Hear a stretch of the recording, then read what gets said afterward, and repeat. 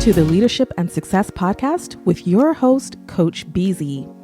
If you need to develop into a better leader, this podcast is for you. If you want to achieve a greater level of success, this podcast is for you. His mentor, Dr. John C. Maxwell, said it best: everything rises and falls on leadership. We hope to inspire you today and provide you with an insight that has the potential to positively impact the trajectory of your life. Welcome to the Leadership and Success Podcast. All right, everyone. Please add all of your questions for my guest on the comment. And thank you so much for being here. And first and foremost, happy Thanksgiving. I can't believe the holidays are already upon us. I'm so excited today. I'm going to be talking to a global CISO. SYKES here, Hindle from SYKES. And I am very, very excited about what we're going to be talking about. As you know, cybersecurity is becoming quite preeminent across all industries in the 21st century. And today we have a man who may have a lot of the answers on how you can keep your business safe online and keep your organization safe and secure, so you can kind of focus on making profit and accomplishing all of the mission of your organization. So without further ado, I'm going to bring to the screen Stage. Here we go. And good morning, Stage. Thank you so much for taking time out of your very, very, very busy schedule to be here. We're going to have almost an hour, and I'm very, very glad to have you here. I believe you are the very first cybersecurity professional on the podcast. Again, we're focusing on leadership and success, and we definitely need to learn more about cybersecurity leadership. Good morning. Morning. Thanks, Bob. I appreciate it. I appreciate the opportunity to be here. I'm stunned that I'm the first cybersecurity guy, because everybody seems to be talking about cyber these days, whether you like it or not. You meet somebody in the pub or a bar, and they're talking about cyber. It is a weird world. Yeah, I think it's just the signs of the time, right? And I am really glad that the cybersecurity profession is truly a profession today, because I think when I first got started, it was more like of a hobby, right? People would do it on the side, and but now it's a full profession. People go to school for it and everything. So it's pretty exciting time. And I think for people like you and me, in a way, I think we kind of have job security.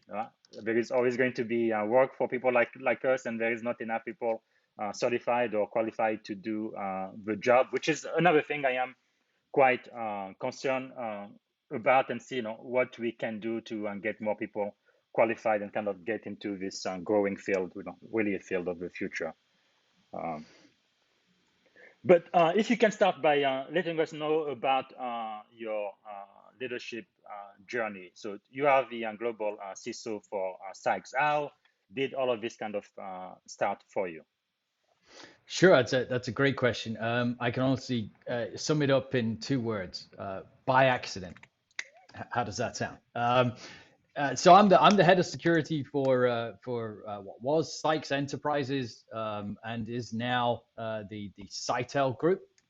We've just gone through an M&A activity, and that's been the story of my life and my career. Actually, it's about recognizing those forks in the road, right? Recognizing where your path splits between one thing and another. I have an intelligence. I've worked for both the British and excuse me.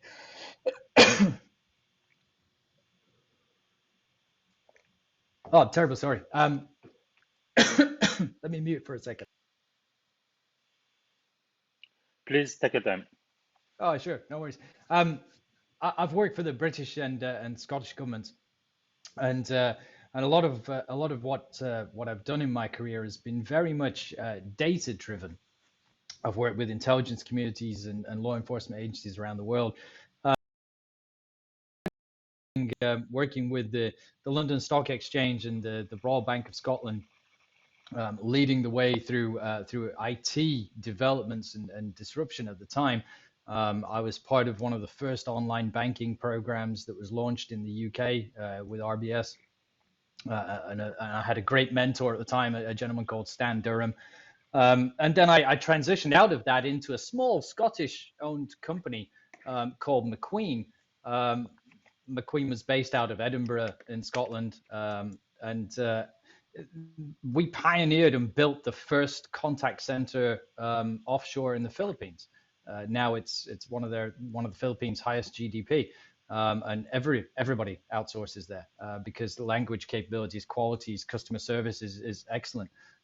So I've been part of an industry leading community for some time, and then SYKES in 1997, back when I was working in an emulation software running Windows on Mac and doing this weird new thing which was called multi-user NT. Now I'm dating myself terribly now, based on the NT351 platform before it was really ever Windows or a Microsoft Azure operating system. It was just servers in racks and serving things out to these new pieces of equipment called WinTerms or thin clients. And now, of course, we're in 2021, almost in 2022, and everybody's talking about VDI, virtual desktop, and VTI, virtual telephony, and everything else. And it's all thin client technology, all virtual. And that's where I cut my teeth back in the 1990s. I built a reseller program and training materials, selling this newfangled technology called WinFrame for Citrix, back when the logos were orange because it was a Florida company and everything's about the oranges here. My God, I'm sounding more and more ancient by the minute. And so I transitioned in that to working in IT and building SYKES infrastructure, moving us away from Novell networking and Pegasus Mail and a lot of other things into this new technology called Microsoft Exchange. And at that point in my career, I got a knock on the door for a couple of people in law enforcement, a couple of bobbies, cops, and they said, "Hey, we need your help. We need you to see if you can tell us some information about somebody that we believe is working for your company. Just tell us if you see anything unusual." So I did what any good upstanding citizen would do. I helped them out. I dug into data, but being a very data-driven person, again working through intelligence, and it turns out that was Scotland's most recent and most prolific serial killer. And the strength of my evidence, I became what they call an expert witness or a star witness in the EU. I became a star witness on the trial that ended up putting the gentleman away. Wow. And then at that point, the executives of the company approached me and said, have you considered a career in security? You might be good at this. Recognizing that fork in the road, I said, sure, I'm up for a challenge. And I've never looked back since. I went from a team of 3 people, myself and a couple of others around the world, who are still with us today. And I built a global security operations center, hired a young lady called Carol Dowson. Carol runs my GSOC today. She's the senior manager in charge of my global security operations center.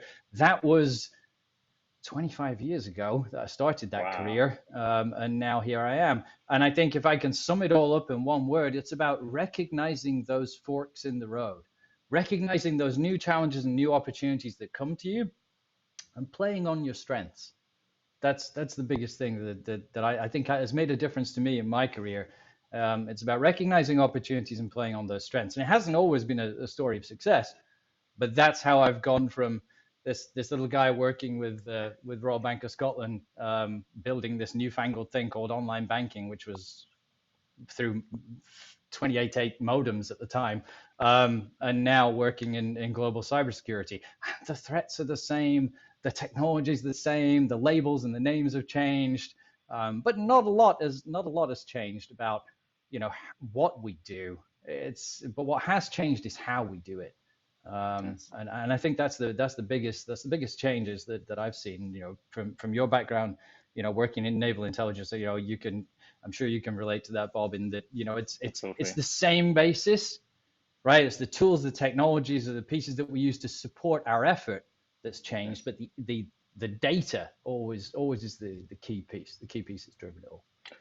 Absolutely. And one big difference too, between working for the government and then in the industry I have seen is industry seems to be really driven by profit, which is perfectly fine. And usually, if you get breached or there is some type of cyber incident, really the worst that could happen is, your reputation get garnished a little bit and you lose some money, right? But in the Navy, anything happens, sometimes, people might actually die. So it's a completely different priorities. And I also say, it looks like in the Navy, we pretty much have, it seems, unlimited budget. Whatever we need, we pretty much get it from Congress, right? We just have to print more money or something. Where in the industry, My the goodness, I budget wish is it could always have been limited. I couldn't have said the same working with the intelligence communities in the UK and with Europol and Interpol. Everything was on Yeah. a shoestring. You'd be amazed what we could do without funding. Yeah, but looking at your background, how did you get into the FOB Technology Council, which is how we are connected, which to me really is one of the most exclusive council out there for tech executive. How did that happen Sure. for you? Yeah, I knew people who'd worked with the Forbes Technology Council in the past, but most recently, I've gone through an exercise of rebranding, if you will. And I think we all have to do that once we reach a certain point in our careers. And it's through that rebranding exercise that I realized that there were so many ways and means above just attending conferences, and you stand up as a keynote speaker. I was a keynote speaker last week at the Florida Technology Summit. But there's more ways to do that and reach more people and give back the experiences you've learned, the things that you've shared with the community. And that's what's always driven me, is that that need to help. And that's what's driven me throughout my entire career, whether it's been in IT consulting or training or whatever I've done. It's that need to help, and then with increasing or upping my game on that need to help, through mediums like LinkedIn and there's everything that we do right now with Clubhouse and Fireside Chat and all these other things. I mean, it's like Twitter, you name it. There's so many ways that you can get the message out there.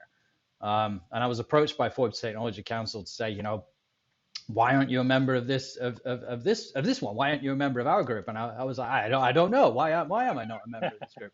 And we had those conversations, and there's several opportunities which I hope to share very soon with the community, where I can use the Technology Council and the way of sharing that thought leadership, providing that input into those meaningful conversations. Because pointless conversations, it doesn't add any value. It's about adding value and helping. And I think Forbes Technology Council drives the way with that, because they're leading those meaningful conversations. Just like yourself, which is the reason we're here. As soon as I got onto the Technology Council, and I'm like, oh my goodness, I need to talk to this guy. He sounds fascinating, and I'm sure we're trying to make a difference, Bob. Right? That's what drives Yes, it. absolutely. Giving back and adding value. I think that is really, really, really key. Like I said prior to the call, I think a substantial member of my audience, they kind of new into this. They want to get into cybersecurity or IT, whatnot, and some of them are dreaming of one day becoming an IT executive. What would you tell them? They are listening right now. Kind of what you think? Kind of a mix of experience, formal education and training, certification, somebody just getting started. What do they need to do to get into our field? Sure. No, that's a great question. It's really about being open to new experiences, because experience will get you a hell of a lot further than a certification will. But unfortunately, where the industry is driven, not everybody thinks alike. The industry is often driven with, they'll look for entry level positions. I see this cropping up on LinkedIn all the time. People bemoaning this fact that where they're searching for an entry level security analyst. If you're just out of college or whatever, come and be a security analyst. Requirements are CISSP or a master's in cybersecurity. And I'm looking at this stuff going, my goodness, what on earth is driving that? Right? No, none of the bad guys care about I guarantee there's no threat actors out there that are breaching multinational organizations that are CISSP qualified. Yes. It's a valuable certification, but it requires you to have spent at least 5 years in the field. The examinations, I've been a CISSP since 2007, but the examinations that you have to go through now and the depth of knowledge that you require is quite significant. And for an entry level position, I feel it's unreasonable for people to start asking for CISSP level stuff. There's much better things out there, Security Plus, much better things to dip your toe into the water. So it's about experience. Go and get yourself experience, and that doesn't mean go and get yourself a job so that you can put that experience on your resume or your CV. Yeah. It means get involved in your community. Look around you. Here in Tampa, Florida. There are 5 security level communities, technology level communities, and CISO groups just in this area alone. This is a burgeoning tech hub, is what Tampa is on the East Coast now.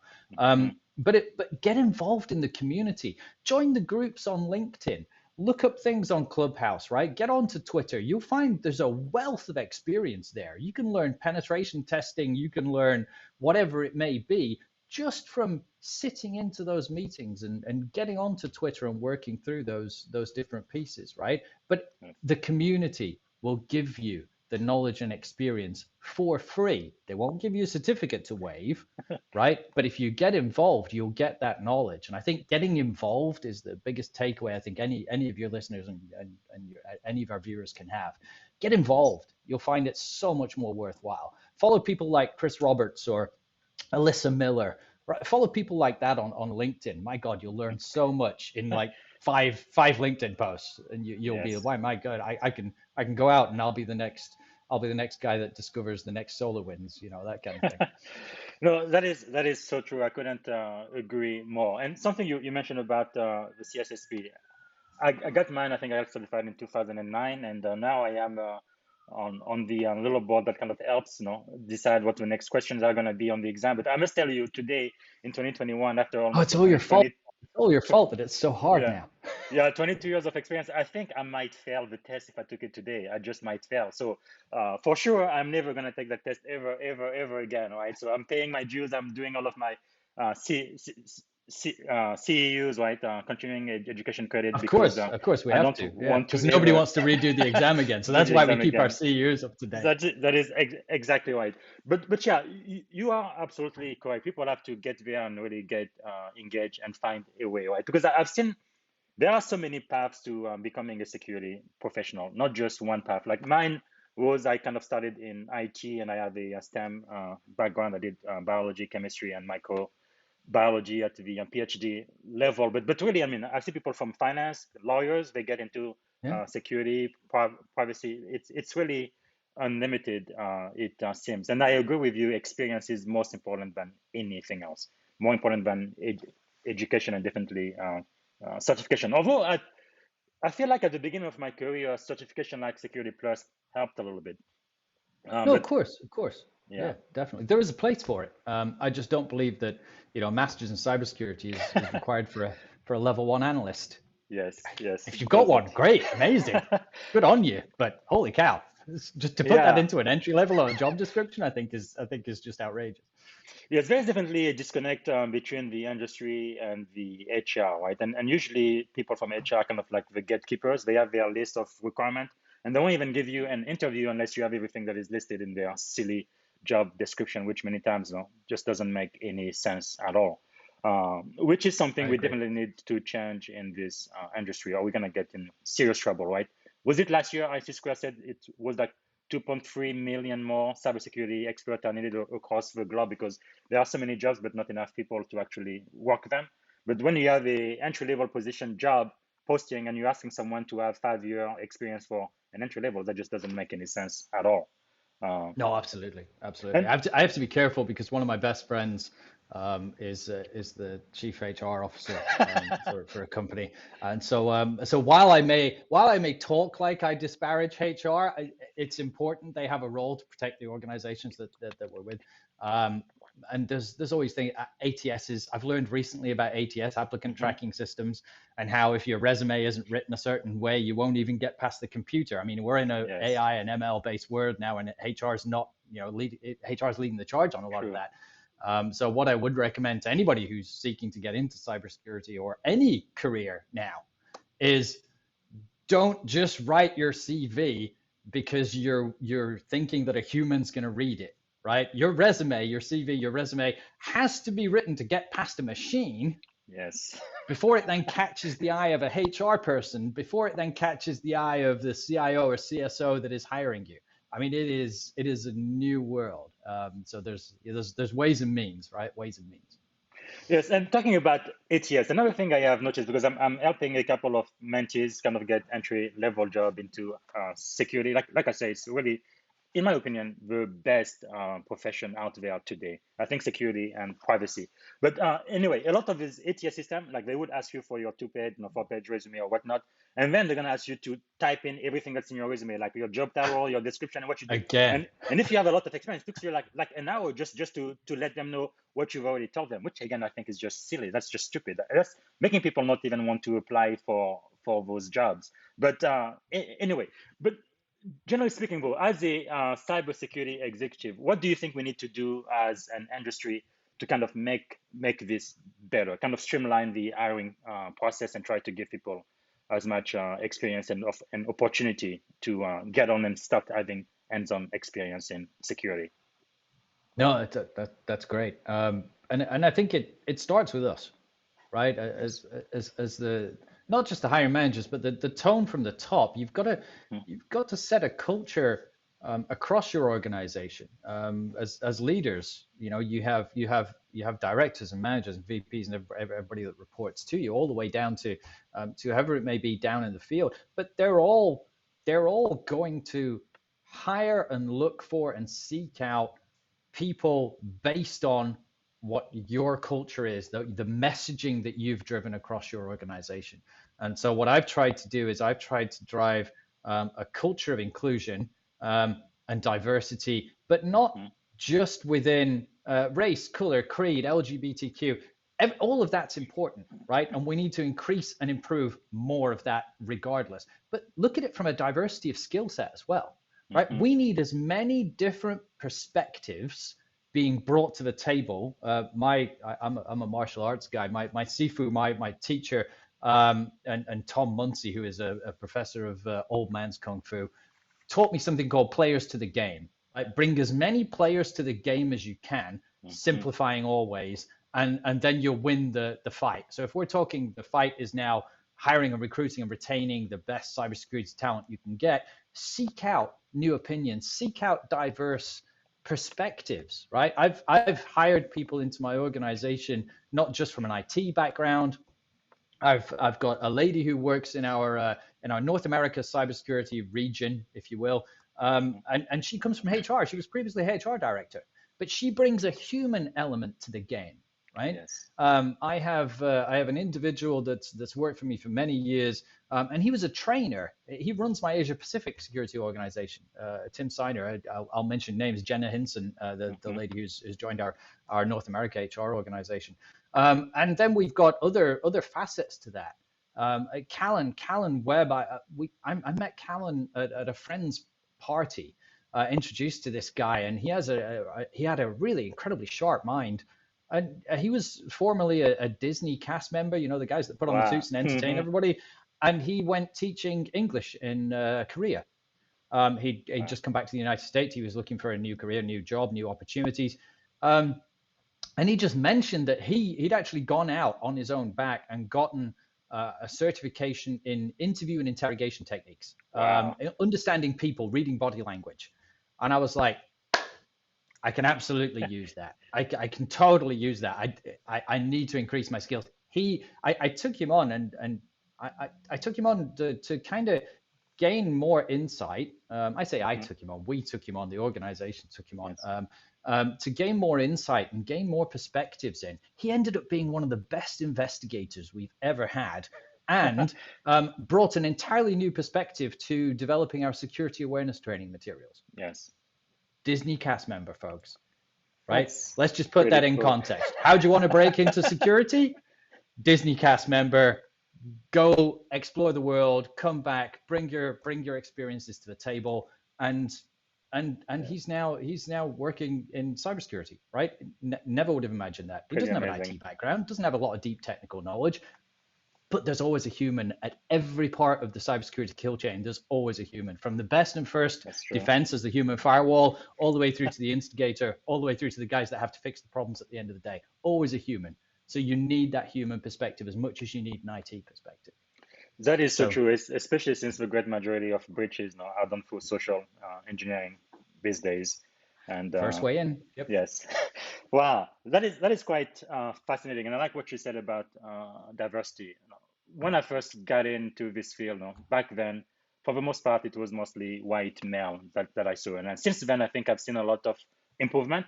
Definitely more female in the cyber security field, and I think that is good. They will definitely bring a different perspective, but I also Yeah, feel like it's just not enough. we need to add more diversity to cyber security, and like you said, not just ethnic origin or male, female, and all of that, but also educational background perspective Mm. and all of that. But kind of what are the challenges in the 21st century? How can we really do this better? One way I have seen at my company now, because we are now 100% remote company because of the pandemic. So we are not limited to the very expensive market of Silicon Mm. Valley. Now we can hire people from pretty much all across America, and I think that does help to give us exposure to people who would not have considered 2 years ago. What do you think about some other ways we may be able to do that? No, I think you kind of hit the nail on the head. It's really about attracting people from all walks of life, all areas of talent, and we need to be more diverse as an industry. Like you said, I'm coming from a very untenable position. I am in a leadership position, and I am a white male.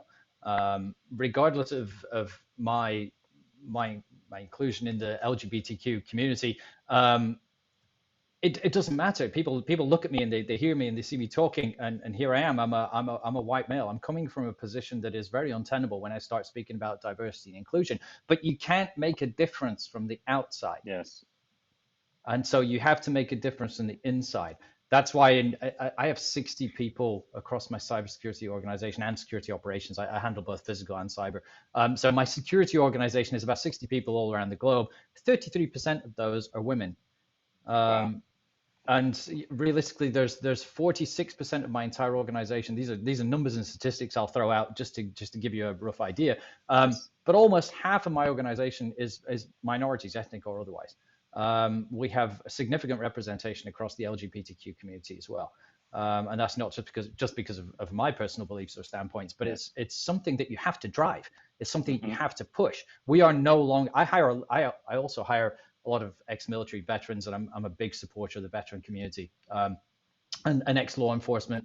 But it's no longer just an industry of white male ex-cops, ex hitters out there in the world, right? It's Yes. not just We're not just bringing that perspective to the table, because that is an important perspective, but then spreading all of that out, bringing in all of those other pieces all around the globe, it's critical. It's critical to our survival. We can't stay ahead of the threat actors. The threat actors are everywhere. So we can't stay ahead of them without really truly understanding the different facets of the world, and bringing as many players to the game, as many viewpoints as we can to the table. Every opportunity I can, I'll shout that from the rooftops. Absolutely, and I think you definitely have to do this by design, because it's just not going to happen all by itself, which is great. Let's change gear. Yeah, make a conscious effort. Decision. Yeah. Yes. Let's change gears just a little bit. I think since last year, right, and this year too, with the colonial pipeline, we've seen how something that happened in cyber actually has a physical impact, right, in our environment. Like last year in Germany, a woman died on her way to the hospital because of ransomware. So that was, I think, the first time in the world that someone actually died. Indirectly That's right. because of a cyber attack. And then this year, people were paying $7, $10 a gallon because of the colonial pipeline ransomware. What do you think, as an industry, what can we do better to take care of what I call the ABCs of cyber security, to really ensure that we are at least doing the minimum what is required to keep our companies safe and secure? Wow. Yeah. Oh, I don't think we've got enough time, Bob. Look at it this way. Cybersecurity is incredibly complex. Um, Yes. Cyber, right? It's cyber everything now, right? Chris Roberts coined a hashtag which I loved, called cyber bloody everything, because that's what it is. Right? We Yes. are the department of everything, and cyber covers so much now. It's too complex. And that's the problem. When we look at defending against the next breach or defending against all of those pieces that are out there, we can't get ahead of the game unless we go all the way back to basics. Yes. Emile Coué, a French psychologist, the Beatles actually, he brought a lot of things to the Beatles if we put it into pop culture, and he said, simplify always, do not complicate. That's how we get ahead of the cybersecurity game. We need to take a back to basics approach, because goodness me, there's a gazillion, don't even know if that's a number, there's a gazillion different tools and technologies out there that are all incredibly complex and incredibly expensive. Everybody is trying to rebrand themselves into the MSSP, the Managed Security Services Provider kind of remit. You would go out and you'd see a company that would have a particular technology that was very niche, did a really good job at what it did, but now they're trying to do a million and one other things as well. Companies are buying up other companies to build as much into their security portfolio as they can to turn themselves into a one-stop shop, to give that fabled single pane of glass view into your security environment that will never exist. It is a unicorn. We're chasing unicorns, people. So what we really need to do is, if you're going to make a difference in cybersecurity, as a leader or as a practitioner, focus on a back to basics approach, because really that's what's going to make the biggest difference. You've got to focus on the things that are going to matter to prevent a breach, because the prevention, right? An ounce of prevention is better than a cure. So are your basics in line before you start looking at getting incredibly complex with all these millions of technology pieces, which you do need? But are your basics in line? Do you have an asset inventory? Do you know where your assets are, whether it be servers, endpoints, or people? Because now, virtual world, COVID-19, everybody working remotely, the perimeter is no longer your firewalls at the edge of your network. It's wherever your people are touching your infrastructure and touching your data. It's not work from home, it's work from anywhere. So do you know where your assets are? That's something that's becoming key, because all of these cybersecurity breaches, ransomware, everything that's impacting our infrastructure, our lives all around the world, is happening because you don't really have a handle on your assets. You can't adequately patch and fix the vulnerabilities which the bad guys are using to get into your network unless you know where your assets are that you've got to patch. Start with your asset inventory, right? And then patch. Close those vulnerabilities, close those loopholes, keep your stuff up to date. Patching. By the way, did I mention patching, right? And then everybody knows that the bad guys get in through social engineering. How do you social engineer your employees? Email. So what do you have in place for email security? How are you preventing the bad guys getting into your employees' inboxes? And then how are you training and educating your people to stop being your weakest link? And I hate it when security practitioners call people their weakest link. Humans are not the weakest link. Humans are our best and our first line of defense. That goes the same for intelligence warfare, and it's the same for our employees in our companies. Humans are what makes the difference. The Doors, Jim Morrison said, they've got the guns, but we've got the numbers, right? It's the same thing for cybersecurity. And then, so we've now expanded out asset inventory, patching, and now we're on people, email, right? Security awareness training, make sure people can recognize the threats when they come in. The threats are so sophisticated, they will always get past people. But you can't take a stick approach. You have to take a carrot approach. Be the security organization that cares. I'm a leader that I will have anybody pick up my phone and call me and say, holy crap, I just clicked on something. I would rather have that, and for me to then mobilize a response to that incident, than have somebody go, I can't tell anybody about this. Maybe if I ignore it, it'll go away.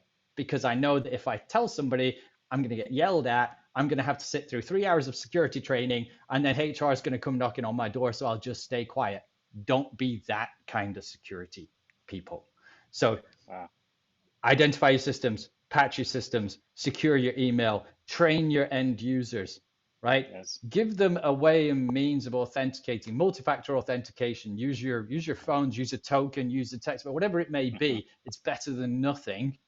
That Yes. way, when you log in from Tampa at 9 a.m. in the morning, and then all of a sudden you get a login from the middle of Africa or Russia from 2 o'clock in the afternoon, right? It's like, Yes. well, it's unlikely, right, that that's probably the same person. So let's just block it and pretend it never existed.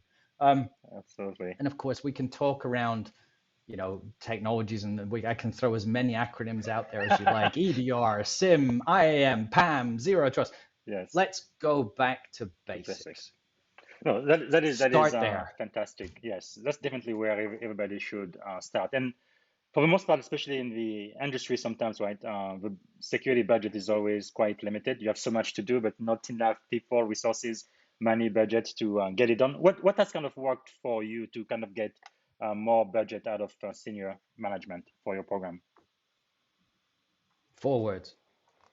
I'm so glad the camera's up here because nobody could see me going like this. So, 4 words. Security is everyone's responsibility. Yes.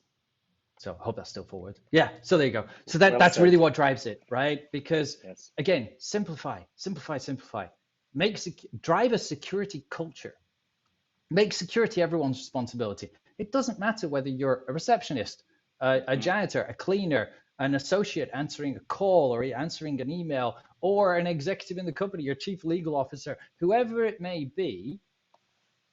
Make security everybody's responsibility. Make everybody feel like they've got skin in the game Yes. to protect your revenues, your jobs, your environment, your people. But it doesn't just mean at work. Give people the tools to secure themselves in their private lives. Talk about how they can secure their mobile banking. Talk about how they can help keep their kids safe and secure online when they're playing Call of Duty and exposed to the horrors of the internet, right? But Bo Burnham, a comedian, he's got a Netflix special. The internet, he said, is like anything and everything all of the time. That's one of the songs he sings, and that resonated with me. It's like, teach people just how to be secure people. Yes. Right. That's I guess is the piece. That's how I've driven a security culture, right? And start those security conversations as far left in the life cycle as you can. Make security the first thing you talk about, not the last thing you talk about. And I realize I'm coming at this from a Western perspective, left to right. Yes. But make it as early and as often as possible that you're talking about security, because security used to be the way you could prevent sales or restrict or limit business growth. Flip the script on that. Make it security as the business enabler. It's going to enable secure, scalable growth across the company, because we're going to get in front of our clients and our customers, and we're going to tell them how secure we are. Yes. By our people. Wow. That's really interesting. I'm going to get off my soapbox now, Bob. I'm No, a little bit too high. That is fantastic. I think people are really loving everything you are saying, and I think that is really the key, right? Impacting the culture, and I think security as an enabler of a business of being, like what I used to see when I first started as a blocker for everything. No, can do being the department of no, but trying to find out, okay, how can we do it, but do it securely, and because for almost every organization I've been to, security IT, we don't bring in any money, right?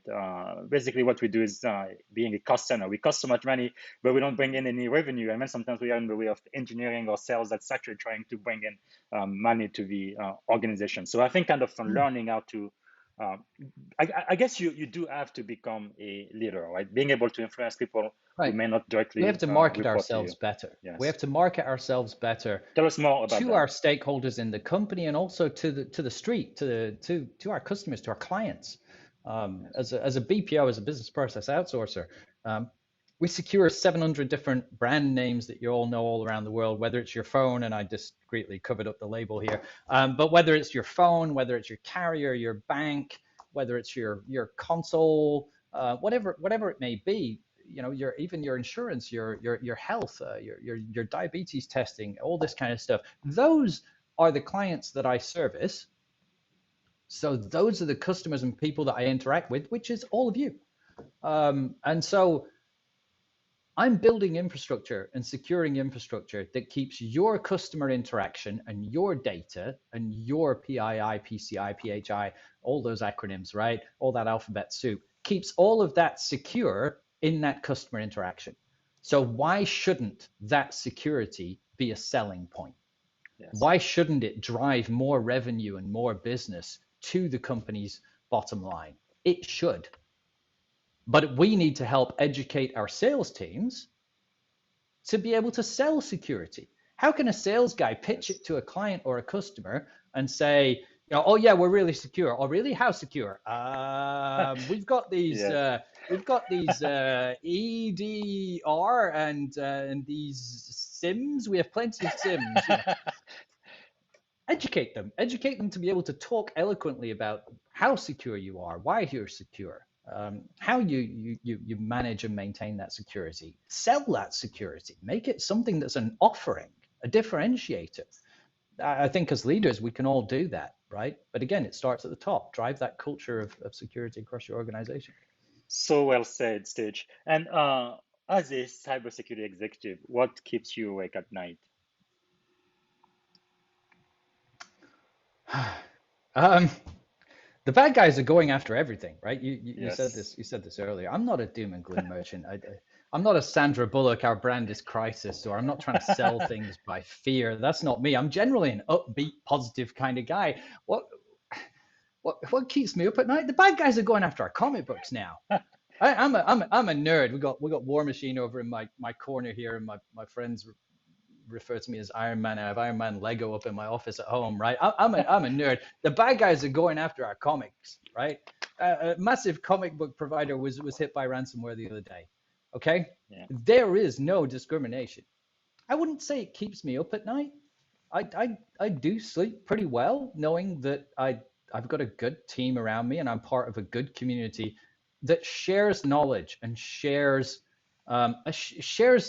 the things that we all need to do to be better openly. Share it freely, share it transparently. Yes. Your legal teams and your organizations will hate you for this when you start talking about it in this way. But we all need to share things transparently and honestly. We went through two cybersecurity incidents last year. It's in our SEC filings. There's no big secret here.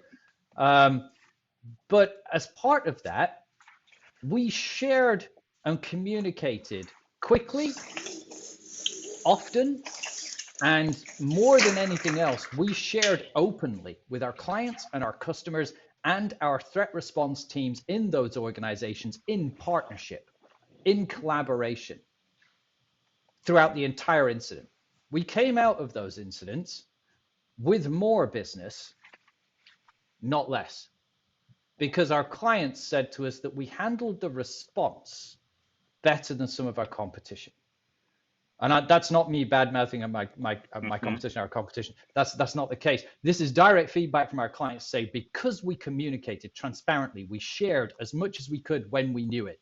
We had people dedicated to responding, and we had people that were dedicated to working with our clients and nothing else. Mark McCulloch is an individual that worked for my team over here. And while we were responding and controlling the incident through our threat response teams, Mark was handling the communications with the client. He has an IT background, he has a security background. His operations focus meant that he kept our clients up to date, kept them engaged, working with incident response compatriots in the various companies all the way through the process. And so we came out of that in a good position, because in the world of customer service, you don't find out the true measure of an organization that you're working for, whether it be the phone that you've bought or the console that your kids play on or whatever it may be. You don't find out the true measure of a company until something goes wrong and you need support and you need help. And it's during those moments of crisis, look for the helpers, because a company that can respond well, that can show you that they stand up side by side, shoulder to shoulder with you in times of trouble, that's a company that you can rely on in the good times. That's true. Yeah, I couldn't have said it any better, Stitch. This is really great. I mean, we could be talking for probably another hour or two. We're quickly running out of time, and people in the comment, whenever you get a chance to say, they're really responding well to what you are saying. And I think we need to see that more and more as a security practice really across the board. So let me go quickly into the 7 question. I really love to ask my 7 favorite questions. Number 1 being, what is the greatest lessons you have learned? Find your inspiration in unlikely places. Figure out who you are, right? And when you've done that, you'll end up with a North Star, as I call it, or a moral compass, right? And that'll be unique to you. And be one of the good guys. There's far too many bad guys out there, right? I'm quoting Preacher. I'm back to the comic books now. But be a gentleman and do the right thing. I idolized my grandfather. He was a RAF logistics commander in the Air Force during World War II. He traveled to North Africa. He traveled to Bombay at the time, and nobody else in my family did that. And I idolized him and looked to him. He was a gentleman. He was a true, British gent. But then, do the right thing, not because it's easy, right, but because it's right. And give back at every opportunity like this, right? I developed and taught cyber safety to kids and parents in schools, and fixed computers for my neighbors and stuff like that. And in doing so, with my next door neighbor, teach him how to fish. I taught him how to fix computers while I was fixing his computer and cleaning an infection from it. And in turn, he taught me how to play guitar, which actually helped me recover from nerve damage. Wow. And to this day, he's back in just outside Manchester in the UK, and he's still fixing people's computers today. And it's that giving back, educating, empowering people. Winston Churchill, maybe a controversial figure now, but he said, we make a living by what we get, right? But we make a life by what we give, and Yes. that's what I feel like it. Wow, this is quite awesome. And what is, you think, the secret of your success? Am I allowed? I'm a Scottish guy, right? So am I allowed to swear on this podcast? I'm gonna offend people because this is a quote, right? So and I'm gonna try not to offend too many people. But 1988, there was a documentary, a rockumentary, if you will, called The Metal Years, and it had Ozzy Osbourne in it. I'm giving you figures that you can all recognize. Ozzy Osbourne. Ozzy Osbourne said this: just remember one thing. You meet a lot of people on the way up. Don't fuck them, because you meet them on the way down as well. And I was a kid at the time when I heard Ozzy Osbourne say this, right? And he's not necessarily somebody that you should be idolizing or anything else. But when I heard him say that as a kid, bear in mind, that stuck with me. So much so that when you told me about what we'd be talking about here today and the kinds of questions, I went all the way back, and that's the first thing that stood out in my mind, right? So you've got to do everything we said, bringing all those players to the game, bringing all those talents to the game. The secret of my success is, as I've progressed in my career and I've climbed the ladder, the corporate ladder, I've tried to build those relationships. Put that emotional capital in the bank, because one day you might need to make a withdrawal and you're going to need those relationships. So be good. Bill and Ted, right? Again, pop culture references. Bill and Ted, be excellent to one another. Yes. That's all you can do going up the chain. And quote Ozzy Osbourne, don't screw people over, because you're gonna need them. Everybody at every walk of life, even HR departments. Absolutely. Yes. Absolutely. And I really feel like, as a cybersecurity leader, not only, I guess it's a given, you have AI IQ, pretty intelligent, but I feel like even here in Silicon Valley, what we are really missing is emotional intelligence, being able to empathize soft with skills people. Yes. They're what we should be putting on those job descriptions. That's Absolutely. What we should be saying as a requirement for getting into the industry. Definitely agree with you there. Okay, question number 2. Oh my goodness, I'm gonna need to have you back. This is great. We're having too much fun here. What are you learning now? So I noticed you've got a connection with the University of Maryland and the Harvard Business School. So I have a degree in Homeland Security through St. Leo University here in Florida, which is very much a military community university. And it led me to study UMD's START program, the study of terrorism, responses to terrorism. And that was phenomenal.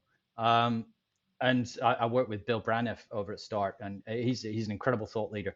And again, driven by that need to give back, driven by that need to make a difference.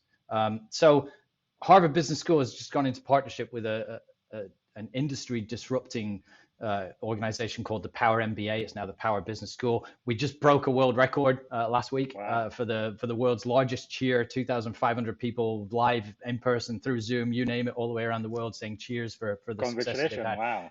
As an industry disruptor. So I'm going through that MBA program now. Don't stop learning. I'm a cybersecurity professional, but we need to be less security people and more business people. So I took it upon myself to go out and seek an MBA, but I had to squeeze that in with my work and my job, just like I did with the degree that I got in Homeland Security. You've got to squeeze everything in. It's hard. You're balancing all your time and you're juggling all your time, and that's a challenge. But don't stop. Don't stop learning at all. And I'm learning how to rebrand myself through a wonderful lady that I found online, another thought leader called Donna Sergula. And I'll happily throw all the links to you so you can circulate them. Absolutely. But again, learning how to rebrand is something new for me, certainly. I'm not a sales guy. Wow, that is really, really, really great. Actually, I always even tell my kids, one skill you need to learn is to become, a salesperson, being able to sell, no matter what you do in life, especially yourself. I think we are actually out of time, but if we can just go a little bit over stage, please. We have That's so much fine to with talk me. about. Okay, thank you. My time is yours, Bob. It's all good. I think this is going to be the longest podcast ever, but you've said so much and you still have so much to say. I need to bring you back. Okay, question number 3. How has failure shaped your life? Oh, see, the tough one. I was hoping we could avoid this. Yeah, I took it right to the wire, but here we are. Yeah, we don't learn from our successes. We learn from our mistakes, right? So I said I've got a degree. I have a Bachelor of Arts in Homeland Security and Criminology, criminal justice. But I initially went for a degree right from college in computer science.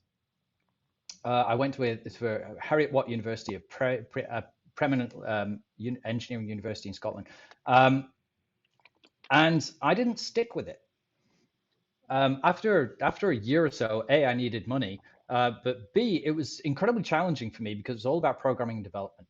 And I was really hands-on. I'm a hands-on learner, and I didn't get to touch a computer for 8 months of that first year of that degree, and it drove me crazy. And I didn't stick with it. I actually got my degree in criminology, because it was something I was passionate about. I actually got that in 2017. Wow. So that was the first degree I got, not the second. And so that was my biggest failure. I gave up on that degree. I wish I'd stuck with it. Jorge Santayana said, he's the first person that coined the phrase, "Those who cannot remember the past are condemned to repeat it." I was determined I would not make that mistake again. And I went out and I got myself a degree. I studied it part-time while I was working, but it would have been so much easier if I'd have done it when I could have done it full-time when I was younger. Yes. Because juggling a degree and a career is a challenge. So that's one of the failures that shaped my life. Another one is in 1998, I interviewed for a job. I'd set up a consultancy organization. I became one of Scotland's first Microsoft Gold certified partners as a consultancy organization I built. And my former boss, a gentleman called David Skinner, he interviewed me for the job I had. It was the most challenging interview I'd ever had. And the recruitment agency that put me forward for that interview said to me, "Whatever you do, just be honest. We've put so many candidates in front of this guy, and he's turned them all away. He's destroyed them. You're our last best hope, Obi-Wan Kenobi. Please just be honest." So I went into there, and I am an honest individual. I don't fib. And I sat down with Dave, and he gave me the hardest interview of my life, and it lasted for 6 hours. Wow. And that sounds unreasonable. It's because after the first 30 minutes of that interview, he took me out, he took me right into the team, and he said, "Here you go, sit down at this computer, listen to this guy, work with him." I didn't know. I thought that was still part of the interview process because, I was terrified at that point. It wasn't. He wanted to hire me right there and then, and he put me to work. So I call it a 6-hour interview, but that was it. However, when I then went into consultancy, David had established the first office, Microsoft Scotland, in Edinburgh. David actually went working for Microsoft. He was so sharp. And that's another story. And I went to interview with Microsoft. Now, I was a Microsoft partner, a consulting organization doing Microsoft work. So I thought I Yes. knew everything. I was way overconfident. I went to interview with David and this panel of Microsoft experts. And he was one of the sharpest minds I've ever known.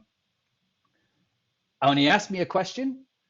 And that mantra I have, simplify always, do not complicate. I talked way past the sale.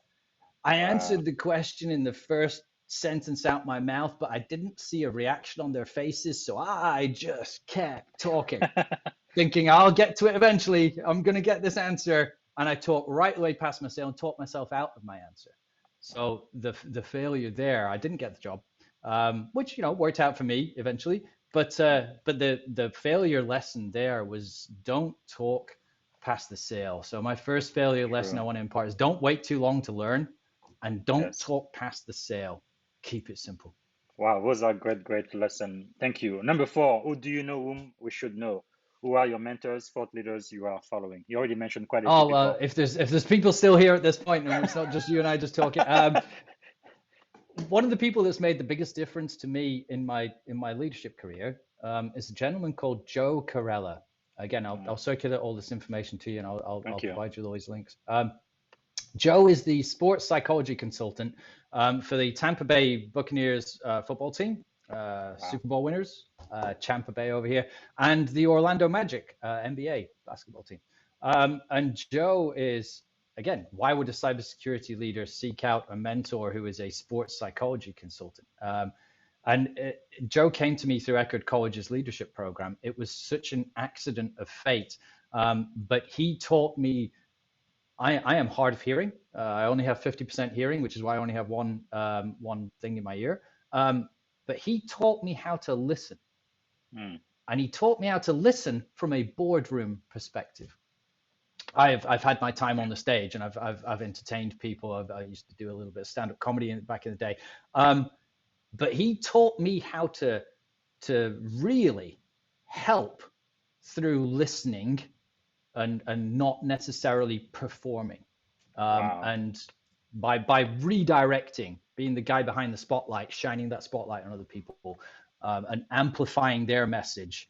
And listening more actively. And I've tried to build an ecosystem of listening across my team because of that. Joe has made the most single significant impact to my entire career, hands down, compared to anybody.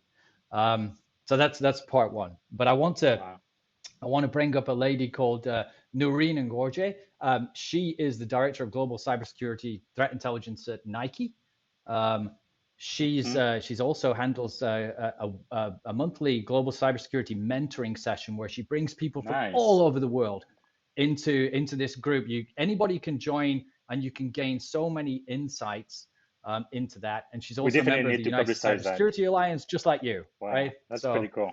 And there's also organizations like the Women in Cybersecurity, WICYS, and the Diana Initiative. I'm a massive fan of the Diana Initiative. I thought about wearing their T-shirt today just to show people, which helps underrepresented genders, sexualities, and races get into information security. So those are the people that I'd amplify. I can't speak highly enough of Joe, but Noreen is doing incredible, groundbreaking work across the community, just like yourself.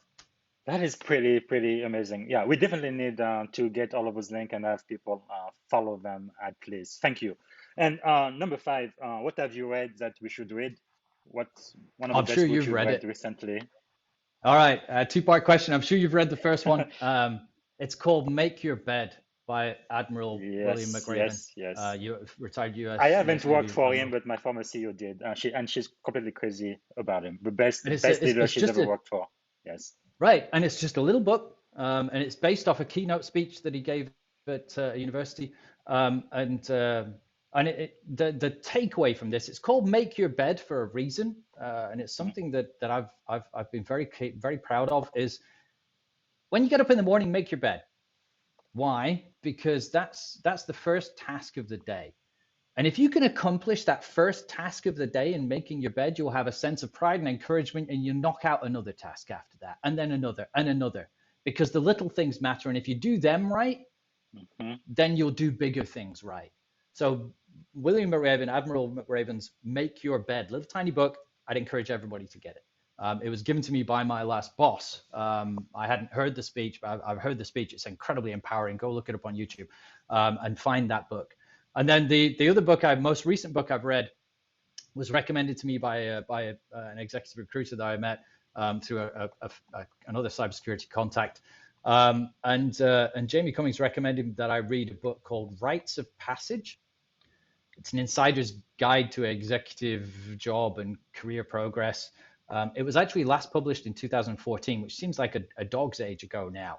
And the author, John Lucht, he passed away in 2015. But before he passed away, he revised his book, made it as current as he possibly could before he passed on. And what that book taught me is understanding your value and your self-worth. Being able to articulate your career achievements, focusing on people engagement to get to the next level, and not to underestimate the power of connections. And it may seem dated now to anyone who reads it, but if you read it with an open mind, you can take so many things away. A British comedian called Dame Joyce Grenfell, we're now going back into the 1930s and 40s now, but Joyce had this expression. She said, "My dears, we haven't touched upon the sordid topic of coin." And we haven't throughout this whole conversation, right? But that book, Rites of Passage, addressed the most important question you'll ever be asked in an interview. And it's the question that everybody hates, which is, what's your salary? What's your expectations? And that book teaches you how to answer that question more than anything else. I'm not going to give anybody any spoilers. But it teaches, because it's the question that everybody hates answering. What salary do you have? What's your salary expectations of the job you want? And people will undersell themselves or they'll avoid the question. But you need to be able to answer the question. Otherwise, the employer doesn't know if they can afford you. And if they don't know if they can afford you, they won't interview you because you'll be wasting the time of the hiring manager. And that book teaches you how to frame your salary expectations in a set of bookends that will appeal to any interviewer and employer. Rites of Passage, worthwhile book. Wow, that is fantastic. Thank you so much. Number 6, what have you done that we should do? What is one action you've taken that has positively impacted your life? Okay, I'm going to go back to Churchill again. So what have I done that you should do? Bob, I think you've led a more full life than me. I think I should be asking you that question. Be honest, right? What have I done? What should other people do? Be honest, but be honest without compromise. Don't compromise your honesty and your integrity. Act based on facts. That rhymes. No, I didn't realize that. Act based on facts, not opinion, because the data will speak for itself. And if you're coming from a position of fact and a position of data, and you're holding true to your North Star and your honesty and integrity, then that will serve you well at every point in your life, not just your career. Winston Churchill said, a lie gets halfway around the world before the truth has a chance to get its pants on. And I firmly agree with that. Be honest with yourself, be honest with those around you. And then never stop seeking out new experiences like this one, Bob. I mean, I'm so grateful that we had this chance through Forbes to meet and interact and become, I hope, fast friends. But find people to join your teams, find coaches and mentors that can help you and empower you, and try and avoid echo chambers. Don't meet with people because you think they share the same opinion as you. Meet with people because you think they share a different opinion, and listen. He says, pointing to his deaf ear. Listen, right? No, that is so great. Everything you've talked about, really, you can apply in cybersecurity, but in life in general. Thank you so much. You've been so generous. Very, very last question. We already went like 11 minutes over, but what can we do for you? How can we add value to you? I admire anybody that's still here. We all have very busy, very packed schedules. The best way to add value is keep shining a light on the darkness. Keep shining a light on the challenges that we all face, how we can all learn from what other people have learned, right? There's always a new lesson, right? Wow. Shine a light on the darkness because the darkness can't understand the light. So keep shining the light on these new perspectives and these new opinions and these new challenges. The questions you asked, I loved them because it challenged me to think about how I was going to answer them. And that I thought was great, right? I do the occasional interview and the occasional speaking and stuff like this. But these questions, the way you framed them, it challenged me to think, well, how does that apply? How can I make that resonate with other people? Because it's something that's Yes. quite personal to you.